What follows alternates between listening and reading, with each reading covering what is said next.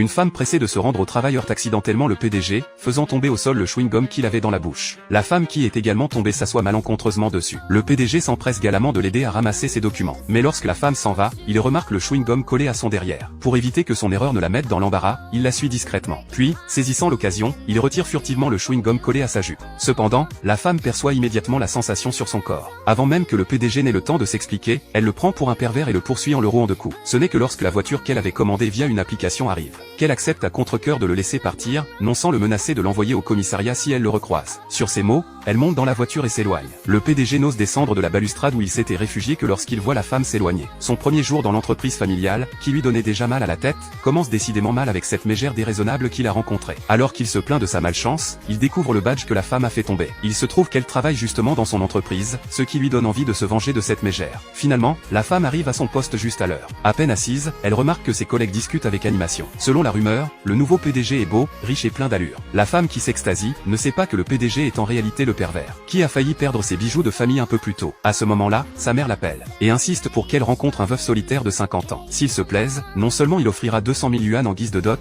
mais il confiera également sa pension de retraite à sa belle-fille. La fille n'en revient pas que sa mère la traite ainsi. Pour échapper à ses pressions, elle prétend précipitamment avoir déjà quelqu'un, qui plus est le PDG de son entreprise. Leur conversation est cependant entendue par l'assistant du PDG qui se trouve à côté. Sachant qu'il est impossible que le PDG s'intéresse à une employée aussi banale, il en déduit que la femme se fait passer pour l'épouse du PDG. Pour éviter que des rumeurs ne se répandent dans l'entreprise, il la rattrape pour lui en toucher un mot, mais le PDG l'appelle à ce moment-là. Il demande à son assistant de bien s'occuper de la femme qu'il a rencontrée un peu plus tôt. Bien que son ton laisse entendre quelque chose, l'éducation du riche PDG le rend trop délicat dans ses propos. Si bien que, malgré l'allusion dans sa voix, l'assistant interprète mal le sens du mot s'occuper. Il pense que cette femme est vraiment l'épouse du PDG, et qu'elle s'est simplement infiltrée dans l'entreprise en ne voulant pas révéler son identité. Il trouve donc un prétexte quelconque pour renvoyer l'épouse du PDG à son poste. En la regardant s'éloigner, l'assistant ne peut s'empêcher de s'exclamer que la fiancée de cet homme riche est vraiment discrète. Il ne se doute pas que son monologue est entendu par le directeur à côté de lui. D'ordinaire arrogant et dominateur, celui-ci apprend ainsi qu'un personnage aussi important que l'épouse du PDG se trouve dans son service. Cependant, de retour à son poste, la femme découvre que son salaire est dérisoire. Le mois dernier, elle a pourtant décroché plusieurs gros contrats, rien que les commissions devraient lui rapporter plusieurs dizaines de milliers de yuan. Elle se rend donc dans le bureau de sa supérieure pour demander des explications. Mais cette dernière, qui entretient une liaison avec le directeur, s'approprie les contrats. Alors que la femme s'apprête à s'expliquer avec sa supérieure, le directeur alerté par le bruit accourt également. Ses collègues pensent tous que cette fois-ci, la femme va sûrement être licenciée. Après tout, le directeur est toujours très exigeant avec elle. Mais lorsqu'il réalise qu'il s'agit de l'épouse du PDG, il est soudain pris de panique.